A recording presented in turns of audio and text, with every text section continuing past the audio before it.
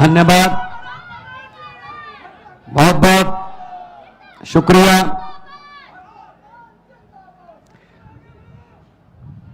कर्नाटकದ ಜನತೆಗೆ ನಮಸ್ಕಾರ ನಮಸ್ಕಾರ ನಮಸ್ಕಾರ।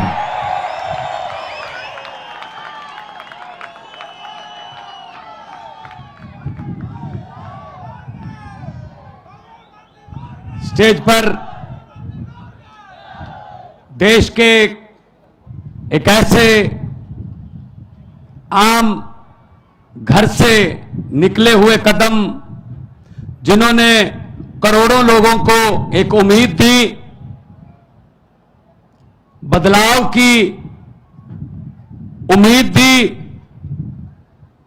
करप्शन फ्री समाज की नींव रखी। माननीय मुख्यमंत्री दिल्ली और आम आदमी पक्ष के नेशनल कन्वीनर अरविंद केजरीवाल जी, पृथ्वी रेड्डी जी, कर्नाटका की हमारी पूरी टीम जो दिन रात पर्दे के पीछे काम करती है, और आप रीढ़ की हड्डी आम आदमी पक्ष की, आम आदमी पार्टी की, दूर दूर से चलकर यहां पे आए वॉलंटियर वर्कर और आम आदमी पार्टी से प्यार करने वाले, और कर्नाटका को नंबर 1 और देश को नंबर 1 देखने वाले, सबको यहां पे खुश आमदीद, वेलकम। जब मैं कर्नाटका आया तो मैंने बात की कुछ लोगों से, तो 10 सेकंड में ही समझ आ गया कि समस्याएं वही हैं जो पंजाब की हैं। किसान की समस्या वही है जो पंजाब की है। हमारे यहां गन्ने की खेती होती है, लेकिन जब से आम आदमी पार्टी की सरकार, अभी साल नहीं हुआ, 16 मार्च को साल होगा, हमने गन्ने के उत्पादों को कहा 300 करोड़ रुपया जो पिछली सरकारों ने नहीं दिया था, आते ही सबसे पहले वो दिया, और गन्ने का रेट 380 रुपए क्विंटल है। पंजाब में, देश में सबसे ज्यादा रेट पंजाब में मिलता है, और मुझे पता चला यहां पे तो 200, 180, 220 तक मिलता है। और हमारी भी जो गन्ना मिलें हैं वो कई कई साल पैसे नहीं देती थी, यहां भी यही हाल है। तो समस्याएं हमारी वही हैं।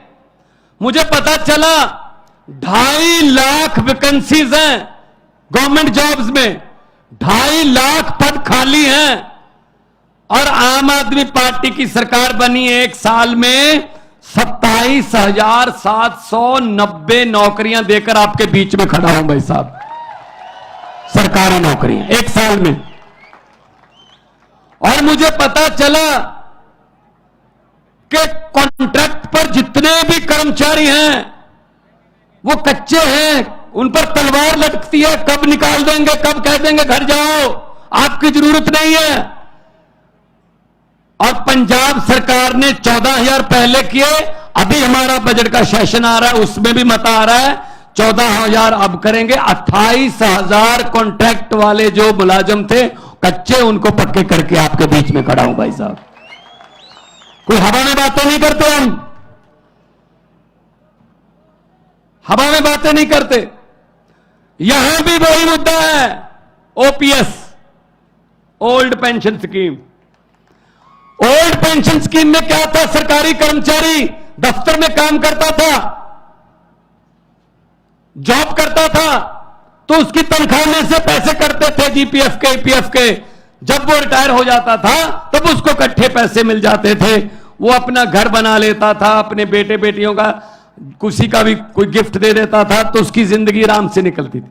अब क्या कर रहे हैं भाई साहब,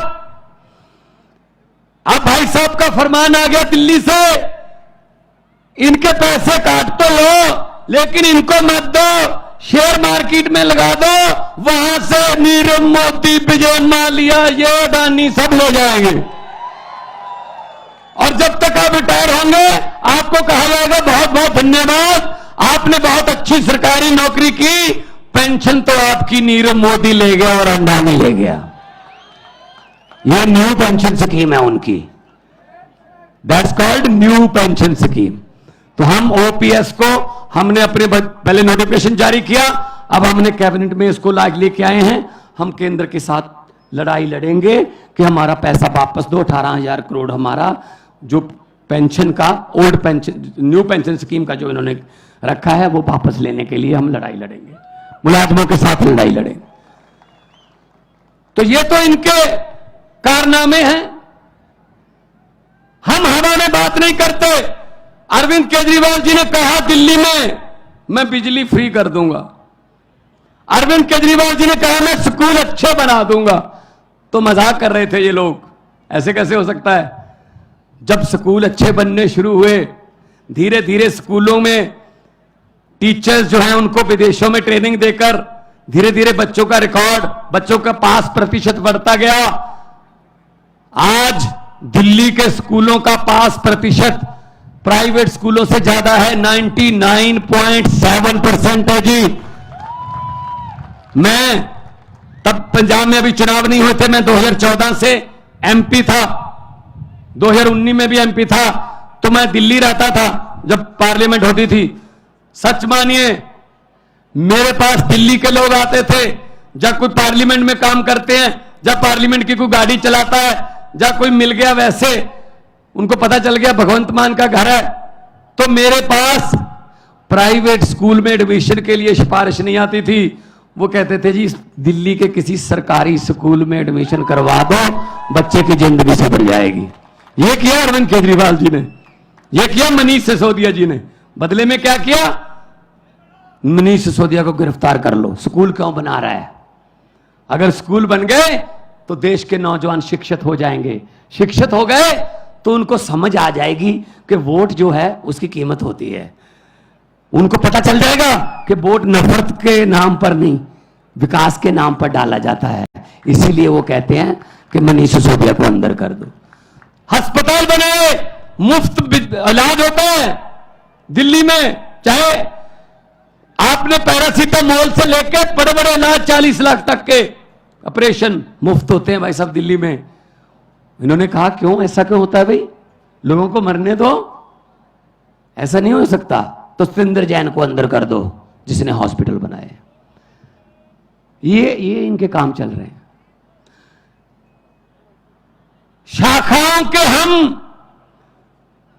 शाखाओं के हम वो पत्ते नहीं जो शाख से झड़ जाएं।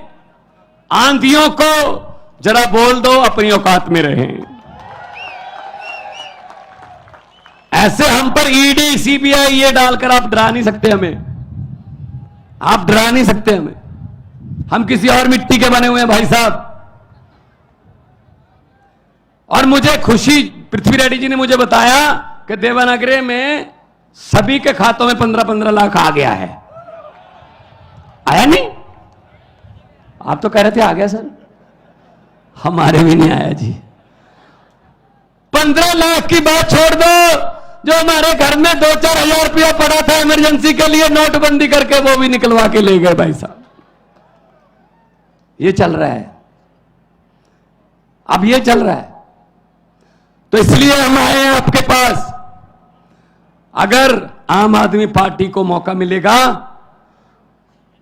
आम आदमी को मौका मिलेगा। जैसे पंजाब में हमने आते ही करप्शन के लिए, रिश्वत खोरी के खिलाफ एक हेल्पलाइन नंबर जारी किया।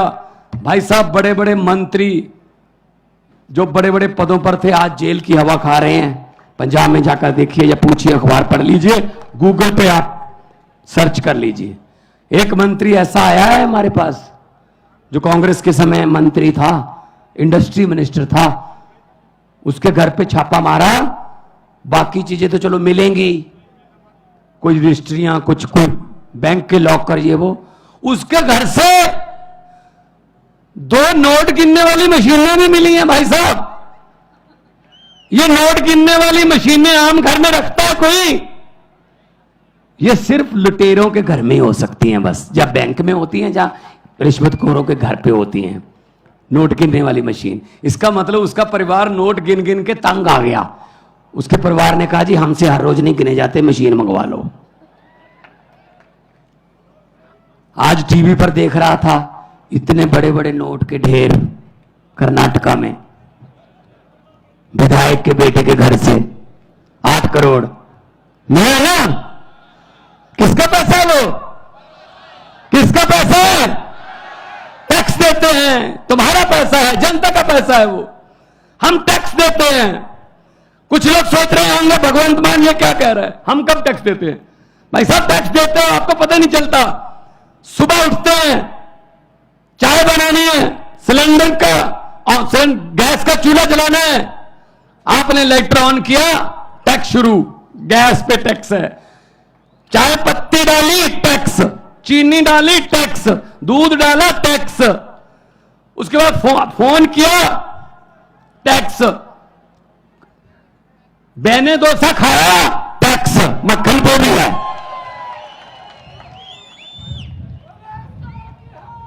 अब तो छाछ पे भी टैक्स है, आटे पे भी टैक्स है।